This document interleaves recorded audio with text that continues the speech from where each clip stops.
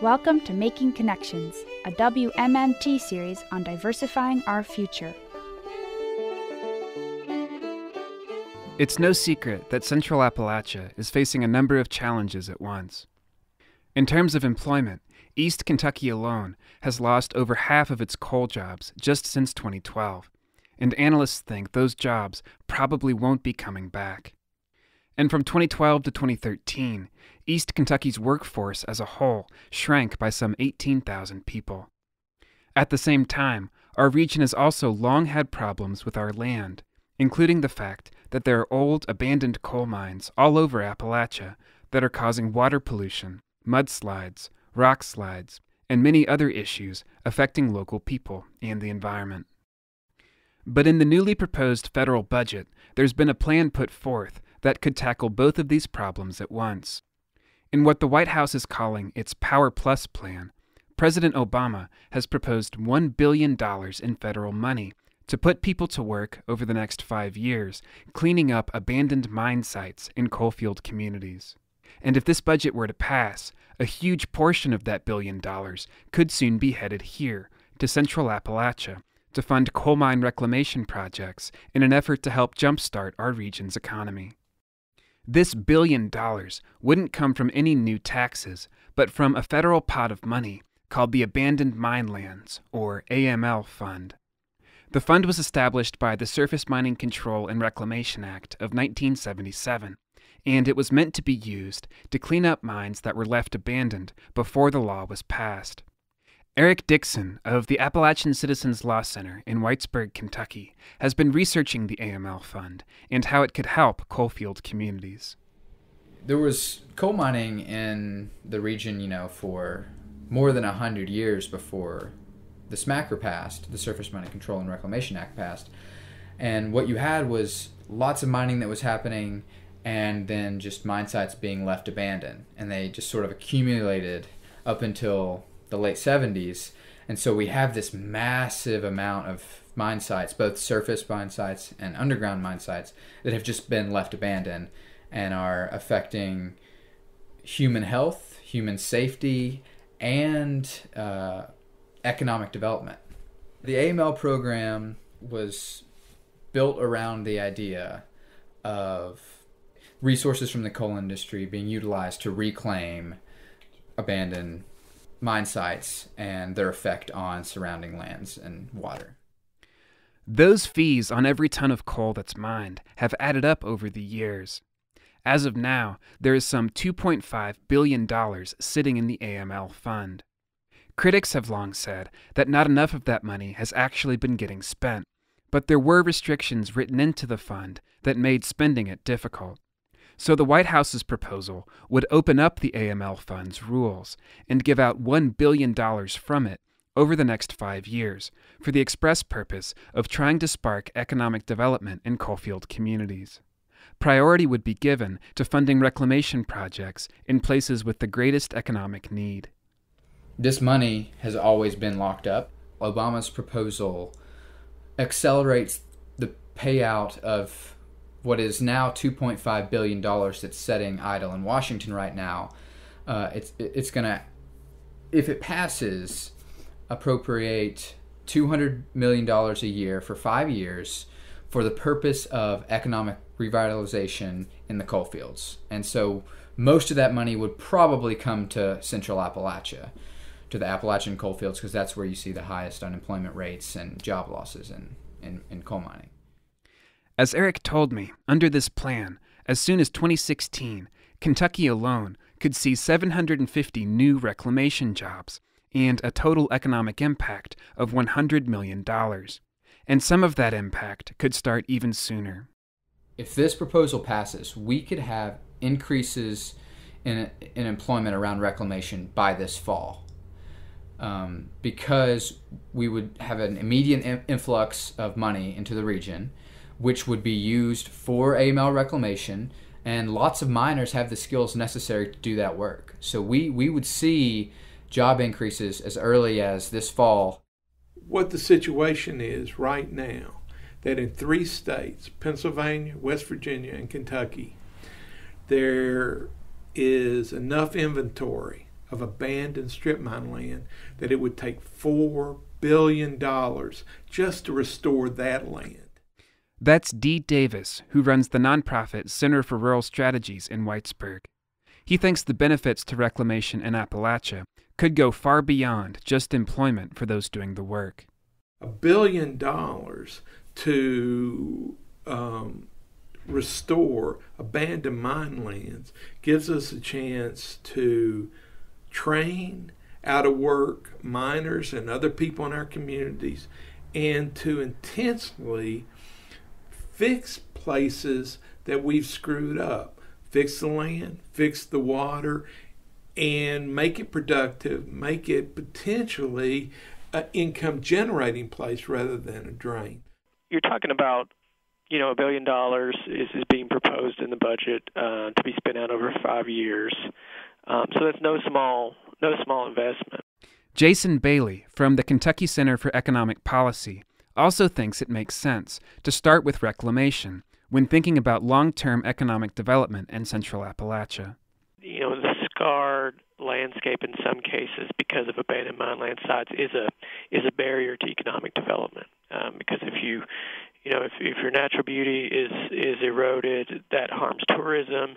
If your water quality is impacted, that can harm certainly quality of life of the folks who live near the sites, but also the ability of businesses to run.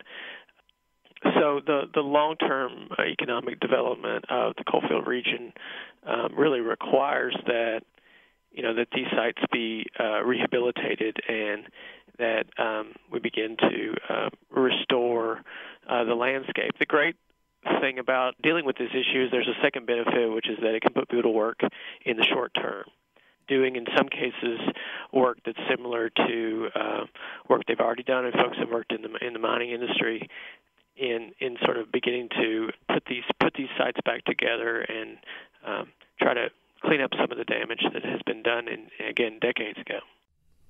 If you look at the prevailing trends in American economics, here's Dee Davis again. You see that the communities that are doing best are those that people want to live in. So if we take these resources, restore our community, add to it, create new possibilities, and even if it's just the amenities of prettier, walkable places, then that's going to be better for our economy in the long run. The potential $1 billion for the coalfields from the AML fund is just one part of the White House's larger Power Plus plan, which would also provide some $55 million to help diversify Appalachia's economy by giving job training to laid-off miners, supporting local economic development and entrepreneurship initiatives, and by helping build local infrastructure, among other ideas. But despite all of the potential benefits for Appalachia, the proposed budget could face a tough road in Congress. Some legislators said it was essentially too little, too late for the president to reach out to Appalachia after what some feel are the ways in which his administration has harmed the coal industry. Kentucky Senator Mitch McConnell, in particular, called the money proposed for Appalachia, quote, cold comfort, end quote, though he did say it ought to be considered. Here again are Jason Bailey and Dee Davis. Well, I think it's time for folks to recognize the reality of what's happening. I think that there are multiple forces that have caused the decline in the coal industry.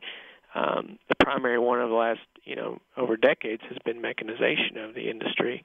The primary one more recently is the cheap natural gas. And the deeper and more substantive cause, which cannot be reversed, is the depletion of coal after over 100 years of mining. And so I think there needs to be, and I think there is, a growing reality-based understanding of where we are. So this is $1 billion that could put people back to work and fix land that's been harmed and abandoned. It would be a sad situation if the politicians wouldn't move forward because they would rather have political acrimony, or they would rather keep their fights alive than do something for people in hard-hit communities. Nobody seems to think that this plan could fix Central Appalachia's economy by itself.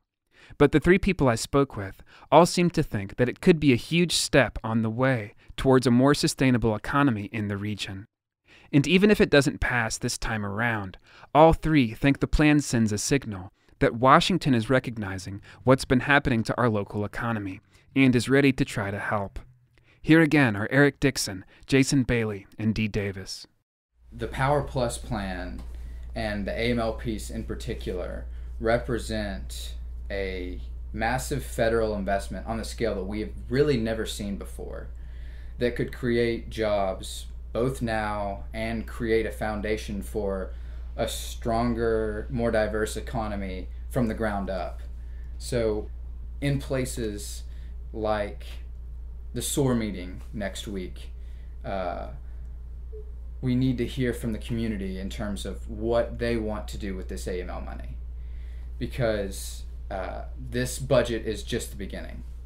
I think it was a bold and correct step to try to broaden the criteria for use of the abandoned mine lands monies, and then look at how the formula for using it can be changed to benefit the communities that most need it. And I think it's the outgrowth of a lot of efforts, again, at the community level and over decades to say, this region matters. We can have a brighter future. There are ways we can rehabilitate and grow new industries, and it's been heard at the highest level. In the last 10 years, we've heard a lot of people talk about that people in Washington don't care. These last elections, we've actually heard a lot of people going off on this administration, on the president, saying that he's got some agenda against this place. What this shows is there's a real effort coming out of the White House to look directly at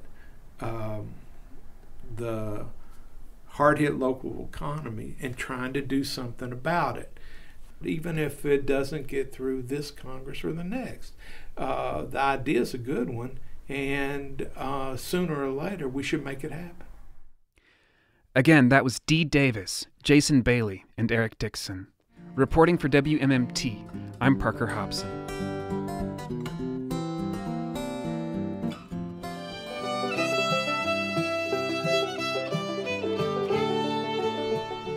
Making Connections is brought to you by WMMT Mountain Community Radio. Find out more at makingconnectionsnews.org.